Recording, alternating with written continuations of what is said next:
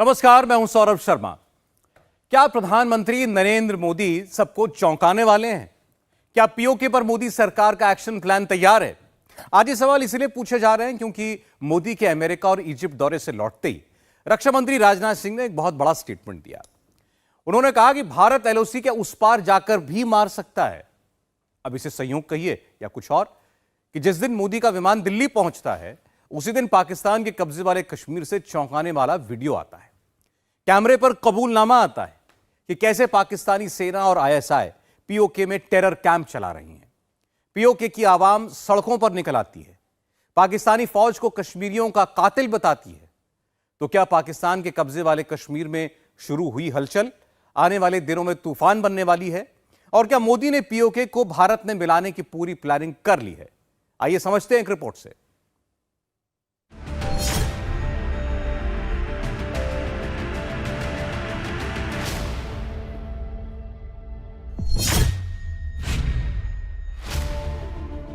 मोदी लौटे हिंदुस्तान, घबराया चीन, घबराया पाकिस्तान। 76% की अप्रूवल रेटिंग, बाइडेन मोदी से बहुत नीचे। लिस्ट में न शहबाज न जिनपिंग। अमेरिका में मोदी के 96 घंटों का असर एलएसी के उस पार यानी चीन में भी हुआ है और एलओसी के उस पार यानी पाकिस्तान में भी हुआ है। चीन के सरकारी चैनल पर मोदी, चीन के सरकारी अखबार में मोदी, पाकिस्तानी अखबार में भी मोदी। इमरान को भी मोदी का डर, शहबाज को भी मोदी का डर, मुनीर को भी मोदी का डर और जिनपिंग को भी मोदी का डर। मोदी का नाम सुनते ही दुश्मन इतना डरे डरे क्यों हैं? जवाब इस हेडलाइन की आखिरी लाइन में है। मोदी की लीडरशिप में इंडिया ही इमर्जिंग सुपर पावर है।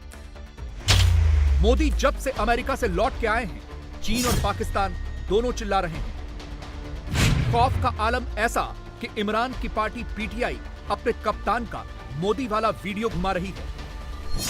सोचिए, अमेरिका दौरे पर मोदी ने पाकिस्तान को भाव तक नहीं दिया, नाम तक नहीं लिया। हां, दोनों देशों के ज्वाइंट स्टेटमेंट में इशारा सीधे सीधे पाकिस्तान की ओर ही था। मगर कुछ घंटों पहले अचानक इमरान कैमरे पर आए और एक ऐसी कहानी सुना दी जिसका जिक्र मोदी ने अमेरिका में किया तक नहीं। अमेरिका में पाकिस्तान के पी तक का जिक्र न करके मोदी ने उसे उसकी हैसियत दिखा दी। लेकिन दिन रात मोदी मोदी करने वाले इमरान ने एक फेक कहानी सुना दी और इसका खुलासा किसी और ने नहीं, एक पाकिस्तानी पत्रकार ने ही किया। इस पाकिस्तानी ने तो इमरान को पागल तक करार दे दिया। रेडियो पाकिस्तान के पूर्व डीजी और नया दौर के एडिटर मुर्तजा सोलंकी ने लिखा, यह आदमी पागल हो गया है। उसके पास यह जांच करने की क्षमता भी नहीं है कि मोदी ने क्या कहा और कब कहा। इमरान ने यहां जिस बयान का जिक्र किया है वो दरअसल तब दिया था जब इमरान खुद प्रधानमंत्री थे।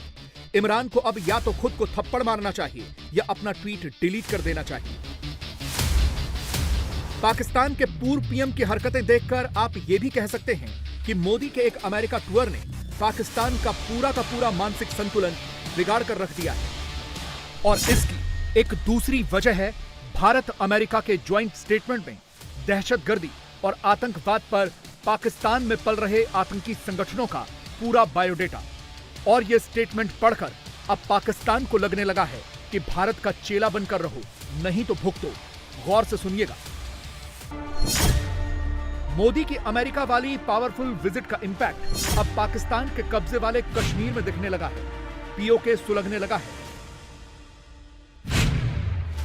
तस्वीरें देख लीजिए। पीओके में पाकिस्तानी फौज के रास्ते ब्लॉक कर दिए गए हैं। मुनीर की फौज को न आगे आने दिया जा रहा है न पीछे जाने दिया जा रहा है। पीओके की गली मोहल्लों में सन्नाटा पसर गया है। और इस बीच सड़क पर पाकिस्तान से आजादी के नारे लगने शुरू हो गए हैं। मुनीर के कातिल फौज के खिलाफ नारे बुलंद होने लगे हैं।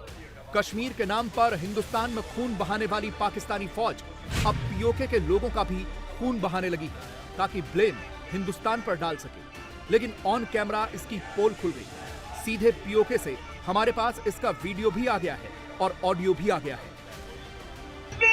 के कातिल फौज, पाकिस्तान की कातिल फौज, कश्मीरियों की कातिल फौज, पाकिस्तान की कातिल फौज, कातिल फौज, कातिल फौज, पाकिस्तान की कातिल फौज, कातिल फौज, कातिल फौज, पाकिस्तान की कातिल फौज। जो दहशतगर्दी है, इसके पीछे वर्दी है, जो गुंडागर्दी है, इसके पीछे वर्दी है, जो गुंडागर्दी है, इसके पीछे वर्दी है, जो हर चेहरे पर गर्दी है, इसके पीछे वर्दी है, जो अफसर तबदी है, इसके पीछे वर्दी है, क्या दहशतगर्दी है, इसके पीछे वर्दी है।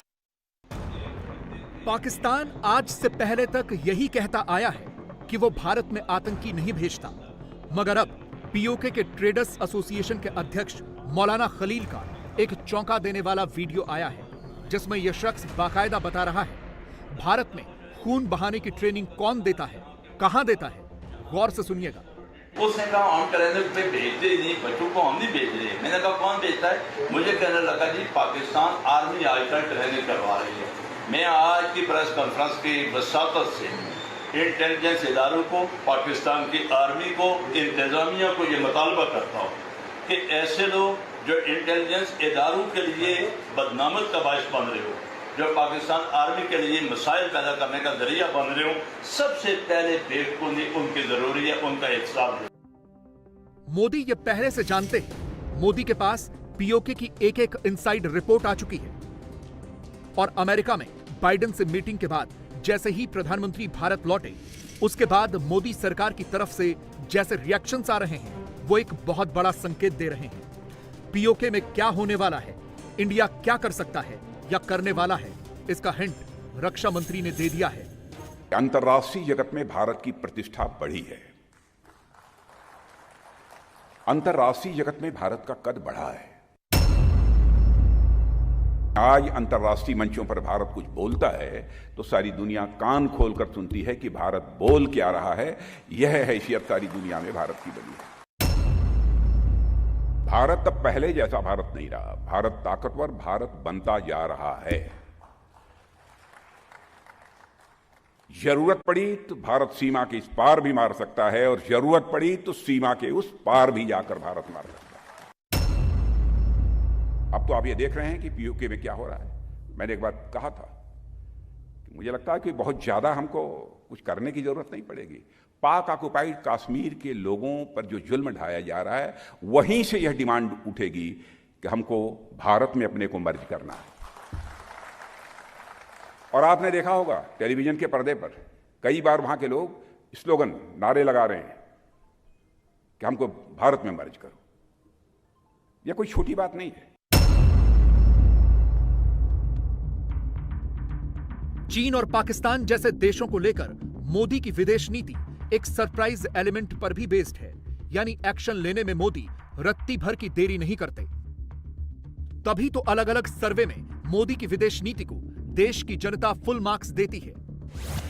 ऐसे ही एक लेटेस्ट सर्वे में ज्यादातर लोग मोदी सरकार की विदेश नीति से संतुष्ट हैं। सर्वे में जब यह पूछा गया कि क्या अमेरिका की यात्रा से मोदी वैश्विक नेता के तौर पर उभरे हैं, इसके जवाब में 10 में से 6 लोगों का आंसर हां में था, यानी करीब करीब 70% लोग इससे इत्तेफाक रखते हैं। बीजेपी का समर्थन करने वाले करीब 84% लोगों का मानना है कि पीएम मोदी ही असली ग्लोबल लीडर हैं। दी ओआरएफ फॉरेन पॉलिसी के सर्वे में 77% लोगों ने मोदी की विदेश नीति को फुल मार्क्स दिए हैं और ऐसे सर्वे को अप्रूव करने वालों में विदेशी भी हैं। भारत में मोदी के विरोधी विदेश नीति की आड़ में भले ही प्रधानमंत्री को कमजोर करने वाला फॉल्स नैरेटिव बनाएं, लेकिन सच तो यह है कि अब दुनिया भी यह सोचने पर मजबूर हो गई है कि क्या एशिया का अगला सुपर पावर इंडिया ही है, और ऐसी ही आवाजें अब पाकिस्तान से भी आने लगी हैं। अमेरिका में मोदी के मैजिक का असर अगर पाकिस्तान की आवाम पर होने लगा है तो समझ लीजिए इस बार काम बहुत बड़ा हुआ है।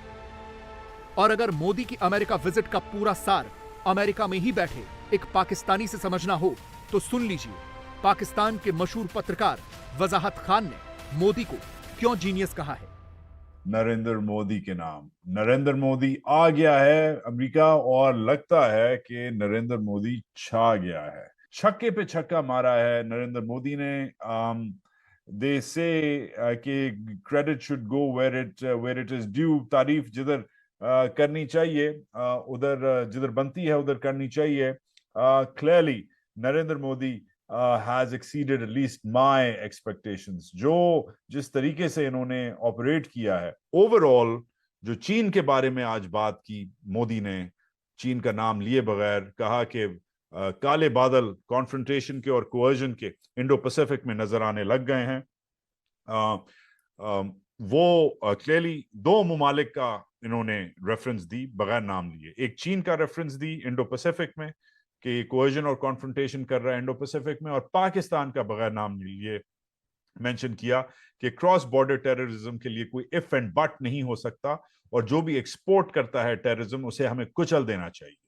तो पाकिस्तान और चाइना, अब हमारे लिए हमें समझ आ जानी चाहिए कि पाकिस्तान और चाइना आज पूरे, जो कहते हैं ना बॉम्बे की जुबान में, अक्खे दिन की स्पीचेस में खाली दो मुल्कों का बार बार मेंशन मोदी ने किया है बगैर उनका नाम लिए। रेफरेंस जो है पाकिस्तान, और रेफरेंस जो है इन्फ्रेंसेस की बड़ी सिंपल है कि जी पाकिस्तान क्रॉस बॉर्डर टेररिज्म करता है, हम आपके साथ हैं, और फिर और जो आप जो हैं भाईजान वो हमारा साथ दें। और हिंदुस्तान और चीन जो है वो ओवरऑल इंडो पैसिफिक में बदमाशी करता है, आप हमारा साथ दें। आज मोदी अमेरिकी प्रेस में, अमेरिकी मेन स्ट्रीम में खड़ा हुआ है और अपना मुल्क, जैसा भी उसका मुल्क है, आपका दुश्मन है या आपका दोस्त है या शायद आपका खुद है, मगर ओवरऑल सबसे सवाल बनता है आप एलओसी के उस तरफ हो या आप एलओसी के इस तरफ हो। मोदी जी जिस तरीके से छा गए हैं, क्या बाकी जो ग्लोबल साउथ है, और इसमें खाली पाकिस्तान और इंडिया नहीं है, इसमें खित्ते में और बहुत सारे ममालिक हैं, what are the lessons that can be learned. Modi जैसा भी है, ही इज अ जीनियस, और उसने जो कर दिया है अपने मुल्क के लिए पिछले चंद सालों में, वो उसका कोई कंपैरिजन रीसेंट हिस्ट्री में नहीं है। मोदी के इसी जीनियस माइंड से पाकिस्तान और चीन थर-थर कांप रहे हैं।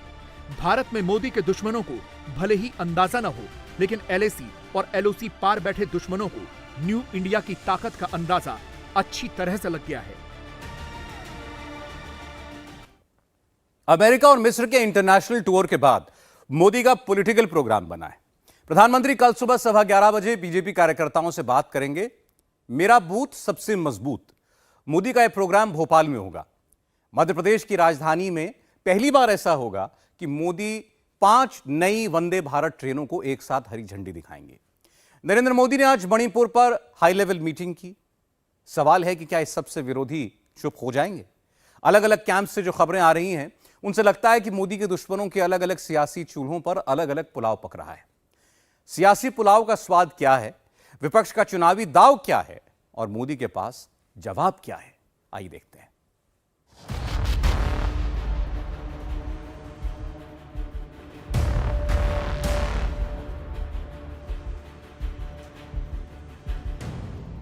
मोदी को हटाने के लिए लोग कैसी कैसी बद्दुआएं दे रहे हैं।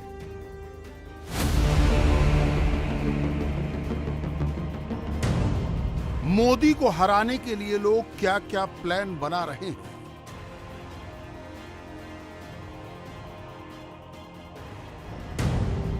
मोदी को गद्दी से उतारने के लिए लोग कैसी कैसी थियरीज दे रहे हैं।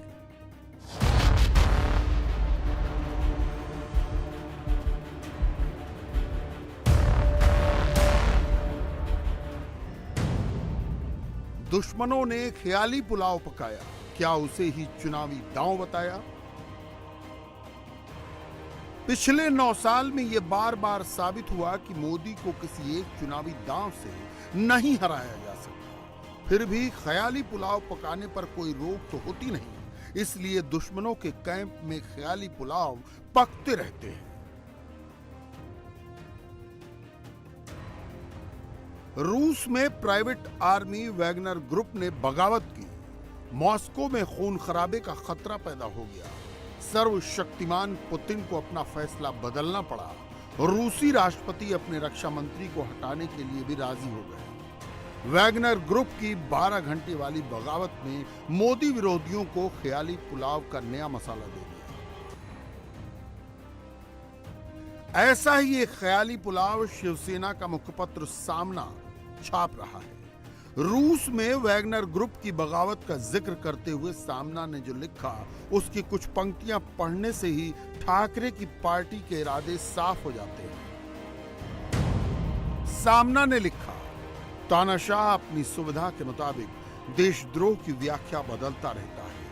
हिंदुस्तान में भी यही चल रहा है और लोगों के मन में क्रांति की भावना तैयार हो रही है। बीजेपी ने सत्ता बरकरार रखने के लिए कई बिकाऊ लोगों को, अर्थात घाती लोगों को अपने इर्द गिर्द रक्षक बनाकर खड़ा किया है। कल यही लोग सबसे पहले मोदी शाह की पीठ पर वार करेंगे और सड़क पर उतरेंगे। किसी भी तानाशाह के मन में ऐसी दहशत कभी न कभी छा जाती है।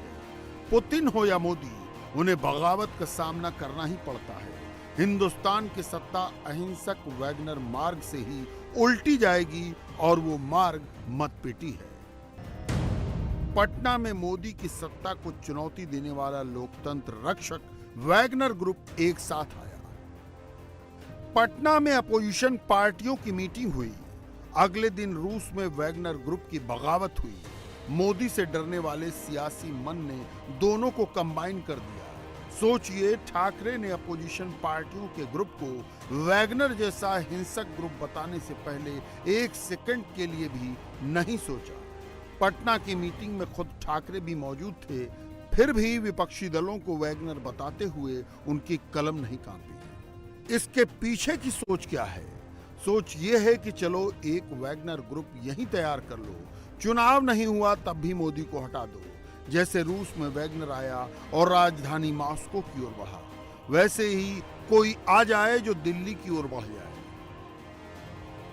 ठाकरे के मुखपत्र सामना को संजय राउत चलाते हैं। राउत वैगनर वैगनर कर रहे हैं। विपक्षी पार्टियों की तुलना खून बहाने वाली बदनाम प्राइवेट आर्मी से कर रहे हैं। यही बात अगर बीजेपी का कोई नेता कह देता तो विरोधियों का खून खौलने लगता। हे पहा, पुतिन हा हुकुमशाह आहे, पण काल पुतिनने जे भाडोत्री लोक नेमले होते सैन्य, त्या पुतिनच्या भाडोत्री सैन्य, वॅगनर ग्रुप म्हणून जे सैन्य भाडोत्री, जेव्हा जेव्हा भाडोत्री सैन्यावर तुम्हाला राज्य करण्याचं वेळ येते, ते भाडोत्री सैन्य तुमच्यावर उलटलं जातं। आज सुद्धा या महाराष्ट्रामध्ये भाडोत्री सैन्यच राज्य करतं। हे भाडोत्री सैन्यच तुम्हाला खतम केल्याशिवाय राहणार। शिंद्यांचं सैन्य भाडोत्री सैन्य, भारतीय जनता पक्षाने भाडोत्री सैन्य वॅगनर ग्रुपप्रमाणे पुतिनच्या राज्यात ते राज्य चालवत आहेत, पण हे सैन्य तुमच्यात उलटणार। मैं ऐसा मानता हूं कि उनके यहाँ बोलने वाले लोग बहुत ज़्यादा हैं, जिनको न कुछ समझता है न कोई जानकारी है। ऐसे बेसिर पैर बोलने वालों के ऊपर मैं अपने रिएक्शन दूँ, इतना छोटा आदमी थोड़ी हूँ मैं। असदुद्दीन ओवैसी ने अलग प्लान बनाया है। ओवैसी थर्ड फ्रंट का आइडिया लेकर आए हैं। मोदी के पास एनडीए है, राहुल गांधी पीडीए बना रहे हैं और ओवैसी एमडीए का प्लान बना रहे हैं। एमडीए यानी मुस्लिम, दलित और आदिवासियों का अलायंस। हम डिप्टी चीफ मिनिस्टर साहब से पूछना चाह रहे हैं कि भारत के बहुत बड़े फ्रीडम फाइटर थे तिलक साहब। क्या तिलक साहब ने नहीं कहा कि जो ब्राह्मण लोग हैं वो आर्टिक से आए थे? आर्टिक से आए थे। अब फडणवीस साहब, आप भी ब्राह्मण हैं, अब आप बोलो उनकी बात सच है या आपकी बात सच है? तीसरी बात यह है कि फडणवीस साहब बोलते हैं कि औरंगजेब की औलाद, निशाना किस पर है हमको मालूम, मगर भारत कैसे बना मैं आपको बताता हूं। अभी ये भारत में जो लोग जमा हुए ना, पूरे 130 करोड़ की आबादी है भारत में, 33 करोड़ हो गए। हम तमाम लोग भारत के बाहर से आए हुए। ओवैसी के लिए दुश्मन नंबर 1 नरेंद्र मोदी हैं, लेकिन सियासत के लिए वो अखिलेश यादव, ममता बनर्जी, शरद पवार, उद्धव ठाकरे और राहुल गांधी जैसे नेताओं पर वार करते हैं। वजह यह है कि ओवैसी के लिए 100% मुस्लिम वोट सिक्योर तभी होगा जब कोई दूसरा दावेदार नहीं होगा। ओवैसी को पता चल चुका है कि अकेले मुस्लिम वोट से बात नहीं बनेगी। मुसलमान भी उसे ही वोट देते हैं जो बीजेपी को हराने की स्थिति में हो। अकेले मुस्लिम वोट से बीजेपी हार नहीं सकती, इसलिए ओवैसी उसमें जातियां जोड़ रहे हैं। पिछले 2 दिनों से इस तस्वीर की बहुत चर्चा है। राहुल गांधी के कंधे पर ममता बनर्जी का हाथ। यह तस्वीर मामूली नहीं है, इसमें 24 के सियासी राज छिपे हुए हैं। ममता 12 साल बाद पंचायत चुनावों में प्रचार कर रही हैं। कांग्रेस नेता अधीर रंजन कहते हैं कि टीएमसी कमजोर हो गई है, इसलिए दीदी चुनाव प्रचार करने उतरी है। ममता की पार्टी कहती है कि वो कमिटेड हैं, इसलिए प्रचार कर रही है। मजबूरी है, क्योंकि ये ममता बनर्जी की बखूबी ये मालूम हो चुके हैं कि इस बार पंचायत चुनाव में, अगर पंचायत चुनाव में आम लोगों की शिरकत करने का कोई मौका मिलेगा तो ये सारे उनकी मतदान सत्तारूढ़ पार्टी के खिलाफ जाएंगे। 12 साल बाद आज प्रचार में ममता बनर्जी को शामिल हो रही है। इसका मतलब ये है कि तृणमूल पार्टी की ये कमजोरियां दर्शाते हैं। Mamata Banerjee is a committed party person. The party felt that Mamata Banerjee should address some meetings during Panchayat election, which is why she has started the campaign, starting with Kuch Bihar. Adhit Chaudhary hardly matters in Bengal. In last assembly election, Adhit Chaudhary's party did not get a single seat in the assembly. Bengal के पंचायत चुनाव में तृणमूल और कांग्रेस आमने सामने है, लेकिन ममता जब राहुल से मिलती हैं तो इस तरह उनके कंधे पर हाथ रखकर बात करती हैं। 23 जून की पटना मीटिंग कांग्रेस के मन मुताबिक चली। अब 12 जुलाई वाली मीटिंग में राहुल को सबका कमिटमेंट लेना है। कांग्रेस के निशाने पर केवल एक नाम है, नरेंद्र मोदी। मोदी सरकार भी मूड में आ गई है। दोनों तरफ से फुल हमले और बदले का माहौल बन रहा है। मोदी अमेरिका और मिस्र के दौरे से लौटे और सीधे मीटिंग रूम में पहुंचे। कैबिनेट के सीनियर सहयोगियों के साथ मोदी ने मणिपुर डिस्कस किया। मोदी अमेरिका गए तो दुश्मनों ने मणिपुर को इग्नोर करने का सवाल उठा दिया। अब मोदी फ्रंट पर हैं। अब तक मणिपुर के मसले को home minister Amit Shah deal कर रहे थे, अब यहां से मणिपुर को मोदी संभालेंगे। जहां दुनिया का सबसे महत्वपूर्ण और दुनिया में जिसकी ख्याति है, ऐसा नेता अगर प्रधानमंत्री है तो वो भारतीय जनता पार्टी का नेता है। आज दुनिया जिस देश के नेतृत्व को मानने के लिए आगे आ रही है और उनको सुनती है, वो भारत के प्रधानमंत्री और वो भारत की आवाज है जिसको सुनने के लिए करता है। ये कांग्रेस पार्टी के लोग जो पढ़े लिखे कम है, पढ़ते लिखते भी कम है, इनको पढ़ाई लिखाई से लेना देना नहीं। मैं अनपढ़ कहूं तो अच्छा नहीं है। ये हर जगह महंगाई महंगाई महंगाई महंगाई की बात करते हैं। इनको मालूम नहीं है कि मॉर्गन स्टैनली की रिपोर्ट ये बताती है कि सबसे मजबूत अर्थव्यवस्था भारत की रह गई है। इस बात को भी हमें ध्यान रखना है। अमेरिका का विकास दर 5.9 पर खड़ा है, भारत 8.10% के माध्यम से आगे बढ़ रहा है। अमेरिका का इन्फ्लेशन खाद्य सामग्री का 4.4 पर खड़ा है और भारत 2.75 पर खड़ा है। ये हमारी स्थिति है। पाकिस्तान की महंगाई दर 48.67 हो गई है, 48 गुना। आज भारत कहां खड़ा है? और दुनिया कह रही है कि आर्थिक जगत से India is the bright spot. अगर कोई उम्मीद है तो वो भारत से उम्मीद है। ये भारत की तस्वीर है।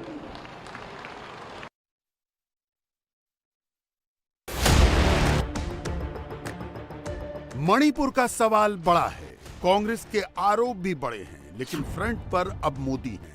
मोदी के मंत्रियों ने एक और फ्रंट संभाल रखा है। अमेरिका के पूर्व राष्ट्रपति बराक ओबामा ने भारतीय मुसलमानों के बारे में लेक्चर दिया तो भारत ने उनको अमेरिका का इतिहास याद दिला दिया।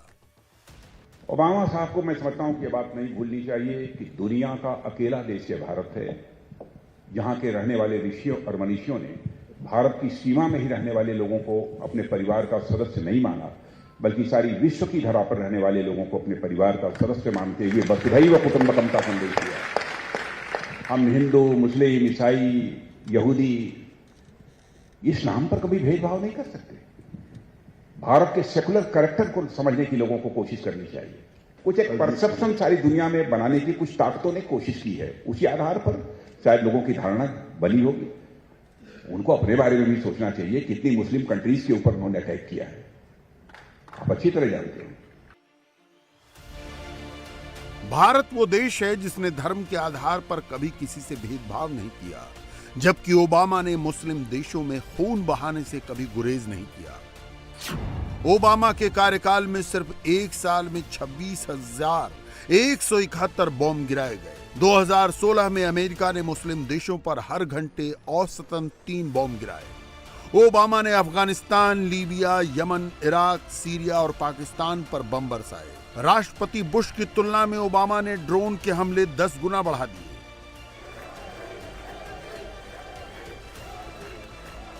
मोदी के अमेरिका दौरे के दौरान ओबामा के बयान से मोदी के दुश्मनों की बाँछें खिली हुई थीं। पलटवार की शुरुआत वित्त मंत्री निर्मला सीतारमण ने की। यूनाइटेड स्टेट्स के विषय में हम अच्छा फ्रेंडशिप चाहते हैं, मगर उधर से भी भारत के रिलीजियस टॉलरेंस के ऊपर एक यूएससीआरएफ है, उनके कमेंट्स आ जाता है। राष्ट्रपति जी ने कुछ बातें बोल रहे हैं जहां शायद 6 देशों के खिलाफ जहां मुस्लिम पॉपुलेशन डोमिनेंट है, बॉम्बिंग हुई उन्हीं के कालों में। सीरिया से लेकर के, यमन के लेकर के, सऊदी के लेकर के, इराक के लेकर के बॉम्बिंग नहीं हुआ। 24 का चुनाव किस मुद्दे पर होगा, ये अभी कोई नहीं जानता। मोदी के विरोधी हर दिन एक नया नैरेटिव लेकर आते हैं। वो वाटर टेस्ट करते हैं, एक एक मुद्दे को ठोकते बजाते हैं, लेकिन जवाब मिलता है तो अगले ही दिन मुद्दा बदल देते हैं। देश की राजधानी दिल्ली में चंबल कांड की चर्चा जोरों पर है। राजधानी के हाई सिक्योरिटी जोन में दिन दहाड़े पिस्टल दिखाकर कैश से भरा एक बैग छीन लिया गया। जिस सुरंग में डिलीवरी एजेंट को लूटा गया वहां हाईटेक सिक्योरिटी सिस्टम है। 16 गार्ड्स दिन में तैनात रहते हैं, फिर भी बदमाश ऑन कैमरा वारदात को अंजाम देते हैं और पुलिस को भनक तक नहीं लगती। 55 घंटे बाद भी पुलिस चंबल के उन डाकुओं का पता ठिकाना नहीं तलाश पाई जिन्होंने दिल्ली में दहशत फैलाई। लुटेरे कहां से आए, किसने डिलीवरी एजेंट का पता बताया, कैसे सुरंग में इतना बड़ा कांड अंजाम दे दिया गया, इस रिपोर्ट में देखिए।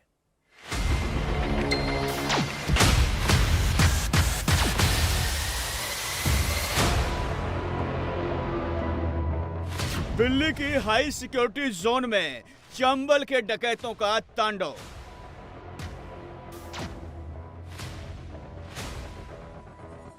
दिल्ली की हाईटेक सुरंग जहां से सुप्रीम कोर्ट महज चंद कदमों की दूरी पर है, वहां दिन दहाड़े लूट हो गई।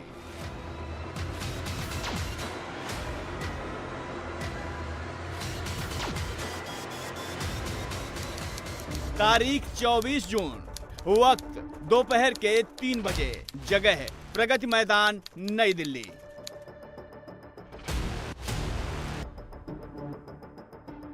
चौबीस जून की दोपहर का वक्त था। करीब 3 बजे साजन पटेल अपने दोस्त जिगर पटेल के साथ चांदनी चौक से गुरुग्राम जा रहे थे। उन्होंने लाल किला से ओला कैब बुक की। ओला कैब जैसे ही प्रगति मैदान की सुरंग में दाखिल हुई, अचानक 2 बाइकें कार को ओवरटेक करते हुए आगे आकर रुक गईं।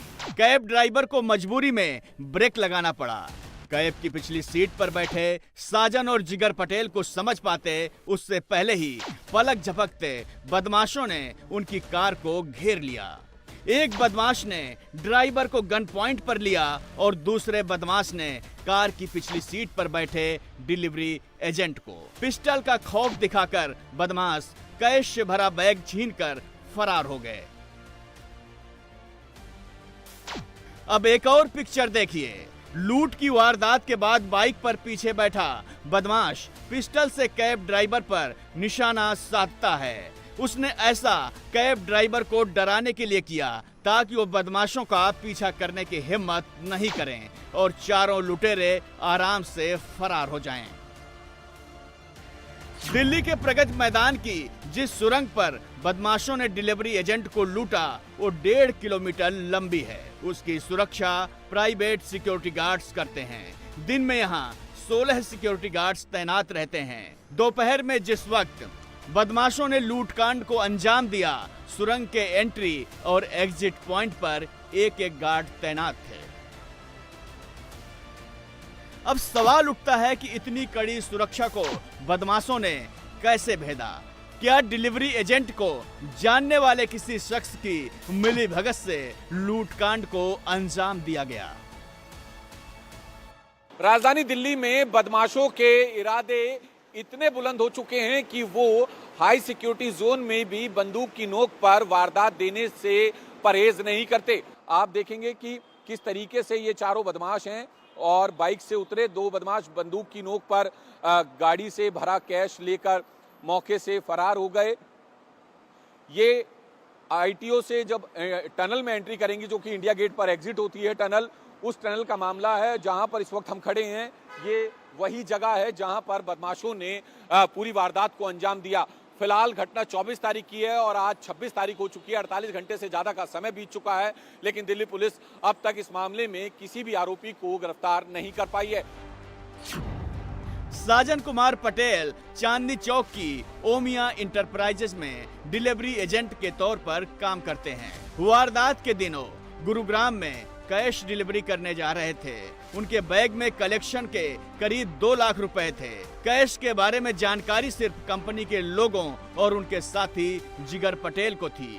पुलिस ओमिया इंटरप्राइजेज के कुछ कर्मचारियों से भी पूछताछ कर रही है ताकि पता लगाया जा सके कि लूट की साजिश में कंपनी के अंदर का कोई कर्मचारी भी शामिल तो नहीं है। कर्मचारियों के फोन की भी जांच की जा रही है। अब सवाल उठता है कि दिल्ली की सुरंग लूटकांड के बदमाश कहां से डिलीवरी एजेंट का पीछा कर रहे थे। पुलिस इसके लिए लाल किला से प्रगति मैदान और सराय काले खां तक के फुटेज की जांच कर रही है। ये भी पता लगाया जा रहा है कि बदमाशों की मदद के लिए कहीं कोई बैकअप टीम तो नहीं थी। हाईटेक सुरंग में लूटकांड के बाद आम आदमी पार्टी और बीजेपी में सियासी वार पलटवार शुरू हो गया है। मुख्यमंत्री अरविंद केजरीवाल ने कहा एलजी को इस्तीफा दे देना चाहिए। किसी ऐसे व्यक्ति को एलजी बनाया जाए जो दिल्ली की सुरक्षा पुख्ता कर सके। अगर केंद्र सरकार दिल्ली को सुरक्षा नहीं दे सकती तो हमें सौंपें, हम दिखाएंगे कि दिल्ली को कैसे सेफ रखा जाए। आम आदमी पार्टी की नेता आतिशी ने तो सुरंग लूटकांड की तुलना चंबल के डकैतों से कर दी। बीजेपी ने इस पर पलटवार करते हुए उन्हें आईना दिखाया और एनसीआरबी की रिपोर्ट का हवाला देते हुए कहा कि केजरीवाल पंजाब के मुख्यमंत्री भगवंत मान का इस्तीफा क्यों नहीं लेते। आज प्रगति मैदान में एक सरेआम डकैती का वीडियो सामने आया है। हम देखते थे कि ऐसी डकैती चंबल की घाटियों में होती थी, जहां पे गोली दिखाकर, बंदूक दिखाकर, कनपट्टी पर बंदूक रखकर लोगों को लूट लिया जाता था। आज चंबल जैसी डकैती दिल्ली में खुलेआम हो रही है। ना सिर्फ डकैती बल्कि बलात्कार हो रहे हैं, लोगों की कत्ल हो रहे हैं, लूटपाट हो रही है और ये दिन दहाड़े खुलेआम हो रही है, क्योंकि आज चोर चक्कों को, किसी भी प्रकार के क्रिमिनल्स को कोई डर नहीं है। तो अगर एलजी साहब से दिल्ली की सुरक्षा व्यवस्था नहीं संभलती है तो एलजी साहब को इस्तीफा दे देना चाहिए, या तो किसी और को एलजी बनने दीजिए जो दिल्ली की लॉ एंड ऑर्डर को संभाल सके, या चुनी हुई सरकार को ताकत दीजिए। तो हम दिखाएंगे कि जिस तरह से हमने स्कूल ठीक किए, जिस तरह से हमने अस्पताल ठीक किए, उस तरह से दिल्ली की सुरक्षा व्यवस्था भी अरविंद केजरीवाल की सरकार ठीक करके दिखाएगी। जो घटना घटी है वो दुखद है और उसके तह तक पहुंच जाएगी पुलिस बहुत जल्दी। लेकिन अगर इसी आधार पर इस्तीफा होना है तो नेशनल क्राइम रिकॉर्ड्स ब्यूरो की तरफ से, एनसीआरबी की तरफ से आज इंडिया टीवी हर वक्त हर जगह डाउनलोड करने के लिए सर्च करें India TV news Google play store या ऐप स्टोर पर।